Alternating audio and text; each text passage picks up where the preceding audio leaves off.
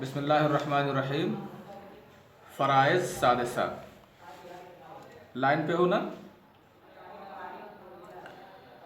तो कल मैंने आप लोगों को पढ़ा दिया था कि किसी आदमी के इंतकाल के बाद उसके मुमकिना कौन कौन वारिस हो सकते हैं। पढ़ा दिया था ना इसको।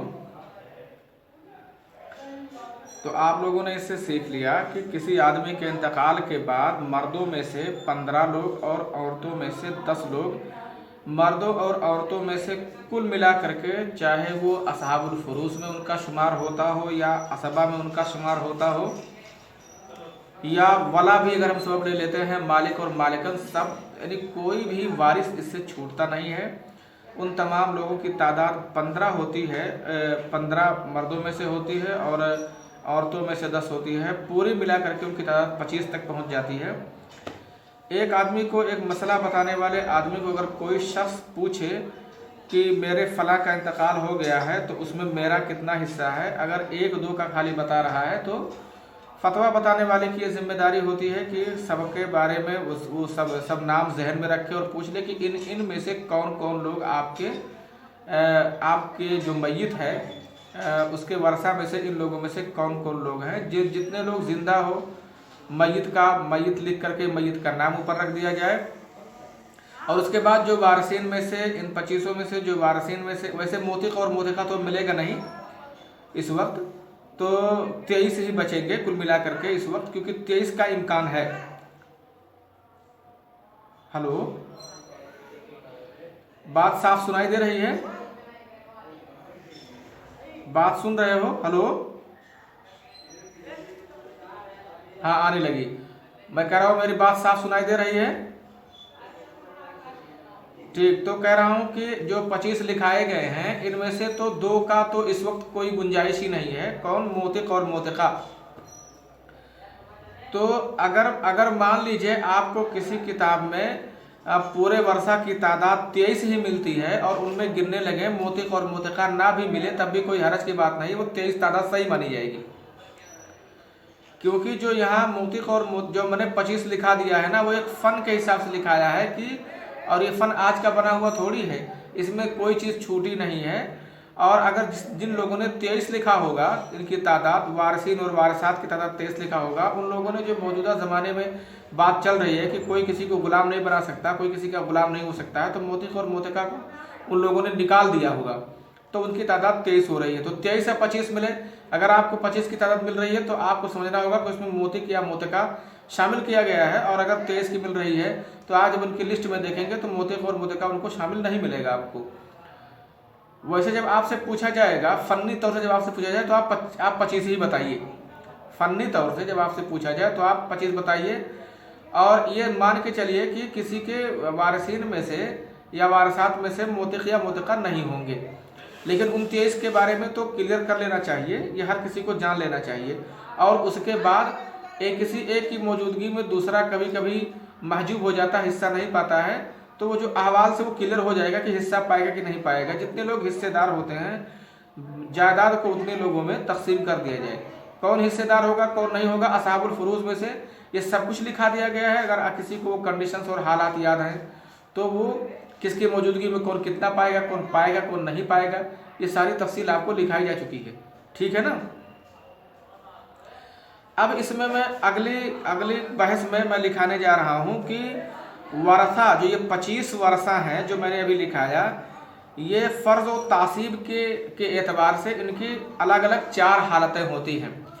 इनमें से कुछ लोग ऐसे होते हैं जो खाली फ़र्ज़ होते हैं, वो कभी असबा होते ही नहीं हैं, साहिब फ़र्ज़ ही खाली होंगे। ऐसा है कि नहीं? आप अहवाल में गौर करेंगे तो आपको मिलेगा कि कुछ लोग ऐसे हैं जो खाली वो साहिब फ़र्ज़ होते हैं।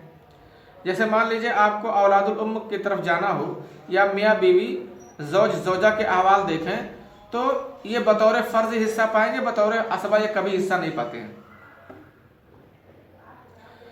तो जो वारिसीन हैं इनमें असबात भी हैं और असहाबुल फुरूज भी हैं। ये पूरे को उसूलियों ने 4 खानों में बांटा है बेएतबारिल फ़र्ज़ व तासीब। कुछ लोग ऐसे होते हैं जो खाली साहिब फ़र्ज होते हैं, यानी बतौर फ़र्ज उनको हिस्सा मिलता है। कुछ लोग होते हैं जो खाली असबा होते हैं, कभी भी उनका हिस्सा मुतय्यन नहीं होता है। जैसे आप बेटा देख रहे होंगे, बेटा पोता देख रहे होंगे, बेटा पोता और सगा भाई, ये लोग हिस्सेदार होते हैं, लेकिन इनका कोई हिस्सा मुतय्यन नहीं किया गया होगा। इस हालत में इनको 1/2 मिलेगा, 1/4 मिलेगा, 1/8 मिलेगा, ऐसा कुछ लिखाया नहीं गया है। तो कुछ ऐसे वारिसीन होते हैं जो खाली असबा होते हैं, कुछ ऐसे वारिसीन होते हैं जो खाली साहिब फ़र्ज होते हैं। दो हो गए। कुछ ऐसे होते हैं, उनमें कुछ लोग ऐसे हैं जो कभी साहिब फ़र्ज होते हैं, कभी वो असबा होते हैं, और कभी वो बतौर फ़र्ज भी हिस्सा पाते हैं वहीं, और बतौर असबा भी हिस्सा पाते हैं। ऐसे भी कुछ लोग होते हैं। जैसे आप बाप दादा के अहवाल देख लीजिए। बाप दादा के अहवाल अगर आप गौर करेंगे तो उनमें उनकी कोई कंडीशन ऐसी बनेगी कि कभी वो 1/6 हिस्सा पाएंगे, खाली बतौर फ़र्ज वो हिस्सा पाएंगे। कभी उनकी हालत ऐसी बन जाती है कि खाली वो असबा हिस्सा पाते हैं, 1/6 वगैरह हिस्सा नहीं पाते, खाली असबा होते हैं। ऐसी बन जाती है उनकी हालत, बनती है ना, ज़हन पहुंच रहा है वहां तक। कभी उनकी हालत खाली असबा की होती है, कभी उनकी हालत खाली साहिब फ़र्ज की होती है। और कुछ कंडीशंस ऐसी बनती हैं कि उसी मसले में वो बतौर फ़र्ज भी हिस्सा पाते हैं और असबा भी होते हैं। जैसे मान लीजिए बाप है और बाप के साथ है बेटी है या पोती है बाप के साथ। अब ऐसी कंडीशन में क्या होगा? ऐसी कंडीशन में पहले तो बाप को बतौर फ़र्ज 1/6 हिस्सा दिया जाएगा, उसके बाद बेटी को हिस्सा दिया जाएगा, और बेटी पोती की मौजूदगी में वो असबा भी होता है कि नहीं? तो तीसरे नंबर पे है कि कुछ लोग ऐसे होते हैं जो बतौर फ़र्ज भी कभी हिस्सा पाते हैं, यानी बतौर फ़र्ज खाली बतौर फ़र्ज हिस्सा पाएंगे, कभी खाली वो असबा होंगे, सिर्फ असबा होंगे और कुछ नहीं होंगे, और कभी फ़र्ज व असबा दोनों होते हैं। इस तरह के भी वारिस मौजूद हैं। आपकी निगाह अगर बाप दादा के हवाले पे होगी तो ऐसा आप समझ पा रहे होंगे। उसमें से कुछ लोग ऐसे हैं, चौथी किस्म बता रहा हूं, कुछ लोग ऐसे हैं कि उनमें खाली साहिब फ़र्ज होंगे या तो खाली असबा होंगे, और दोनों कभी नहीं हो सकते हैं, यानी फ़र्ज और असबा ऐसा कभी नहीं। जैसे बेटी के अहवाल देख लो, बेटी पोती के अहवाल देख लो। बेटी कभी साहिब फ़र्ज होती है जब अकेली हो या दो से ज़्यादा हो, है कि नहीं? अगर ये अपने भाई के साथ होती है तब क्या होती है? खाली असबा होती है ना। इसकी कोई ऐसी भी कंडीशन है कि वहां बतौर फ़र्ज 1/2 या 2/3 हिस्सा भी पाए और असबा भी हो, ऐसा भी कुछ है? नहीं। बेटी पोती सगी बहन अल्लाती बहन ये ऐसे ही बनी होंगी कि या तो ये बतौर फ़र्ज हिस्सा पाती हैं या बतौर असबाब हिस्सा पाती हैं। ऐसे इनकी कोई हालत नहीं बनती है कि बतौर फ़र्ज और बतौर असबाब दोनों हिस्सा पाएं। ऐसा कुछ बन रहा है? नहीं बन रहा है। तो वरसा के जो अक़साम हैं बेएतबार फ़र्ज व तासीब, ये 4 हैं। इसको मैंने अभी समझा दिया। वरसा को बेएतबार फ़र्ज व तासीब इसको 4 किस्मों में बांटा है। नंबर 1 किस्म है जो लोग खाली साहिब फ़र्ज होते हैं, नंबर 2 जो खाली असबा होते हैं, नंबर 3 जो कभी फ़र्ज साहिब फ़र्ज कभी असबा और कभी दोनों होते हैं, और नंबर 4 जो कभी फ़र्ज या बतौर असबा कभी और दोनों एक साथ कभी नहीं होते हैं। ये 4 किस्में हो गई इनकी। समझ पा रहे हो? चलो तो अब लिखो, हेडिंग डालो। इसको मैंने समझा दिया, अब मैं इसको लिखा दे रहा हूँ। हेडिंग डालो, अक़सामुल वरसा बेएतबारिल फ़र्ज व तासीब अर्बाअतुन। अक़सामुल वरसति बेएतबारिल फ़र्ज व तासीब अर्बाअतुन।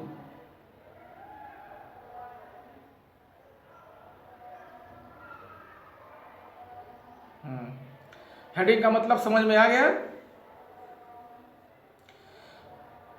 फ़र्ज व तासीब के एतबार से, फ़र्ज व तासीब के एतबार से वर्षा के अक़साम 4 हैं, है ना? नंबर 1 लिखो, मैं यरिसो बिल फ़र्ज फ़क़त। मन यरिसो बिल फर्द फ़क़त।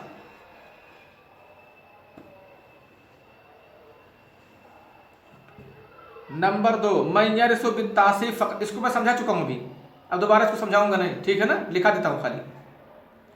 नंबर 2 मन यरिसो, नंबर 1 लिखे नंबर 1 में मन यरिसो बिल फर्द फ़क़त, नंबर 2 मन यरिसो बिल तासीब फ़क़त,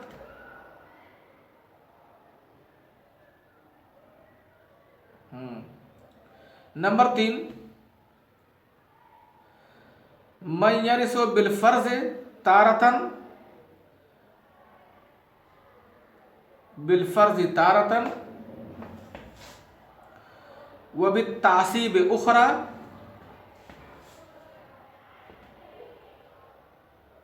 उखरा व बिहिमा मअन तारतन उखरा,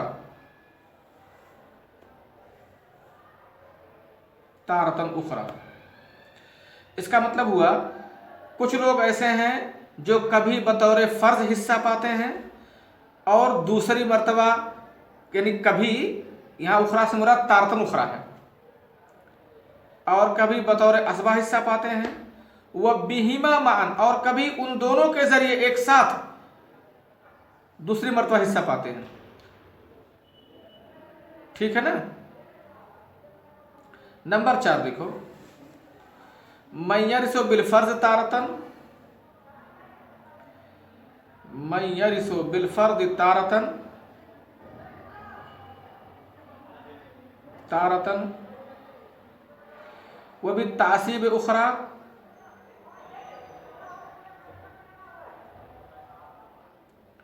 व बिल तासीब उखरा वला यरिसो बिहिमा मअन, वला यरिसो बिहिमा मअन, यानी उन दोनों के जरिए से एक साथ दोनों के जरिए से बतौर फर्ज और बतौर असबा एक साथ ये वारिस नहीं होते हैं। कुछ ऐसे लोग भी हैं, यानी अलग अलग तो होंगे, साहिब फर्ज कभी होंगे, कभी साहिब तासीब होंगे, लेकिन एक साथ ये कभी नहीं होंगे। कुछ ऐसे भी वारिस हैं। ये चारों आपके समझ में बात आ गई।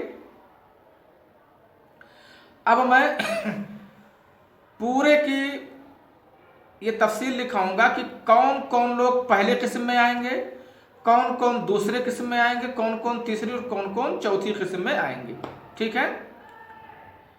हेडिंग डालो, एक लिखा देता हूं, हेडिंग डाल लो, एक लिखा देता हूं, 3 कल लिखा दूंगा इंशाल्लाह। पहले हेडिंग डालो, पहले हेडिंग डालो, मन यरिसो बिल फर्ज फ़क़त,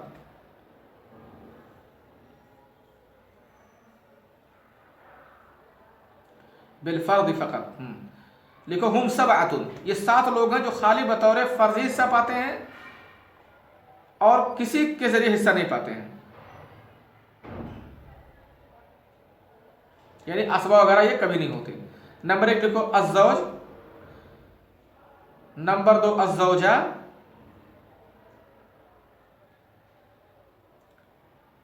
अज़्ज़ौज अज़्ज़ौजा, नंबर 3 अल उम्म, नंबर 4 उम्मुल उम्म व इन अलत, व इन अलत, हाँ अलत, अलत का मतलब अगर ऊपर दर्जे की नानी हो। नंबर 5 उम्मुल अब व इन अलत, अगर ऊपर दर्जे की दादी हो।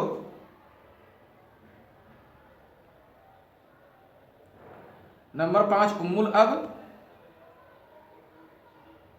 व इन अलत। नंबर 6 अल अख मिनल उम्म, यानी अखियाफी भाई। नंबर 7 अल उख्त मिनल उम्म,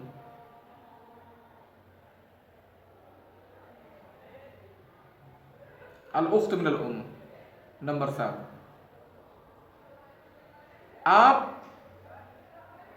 असहाबुल फुरूज में गौर कर लेंगे तो जो मैंने लिखाए हैं ये 7, ये ऐसे लोग हैं जो खाली इनको बतौर फर्ज हिस्सा मिलता है, अब बतौर असबा ये कभी लोग हिस्सेदार नहीं होते हैं। इनके हालात में आप गौर करके देख लोगे, ठीक है ना। अब बाकी तीनों किस्में बचते हैं, उसमें कौन कौन से लोग आते हैं उसको इंशाल्लाह मैं कल लिखा दूंगा, ठीक है। ठीक है, अच्छा, अस्सलाम वालेकुम रहमतुल्लाहि व बरकातुहू।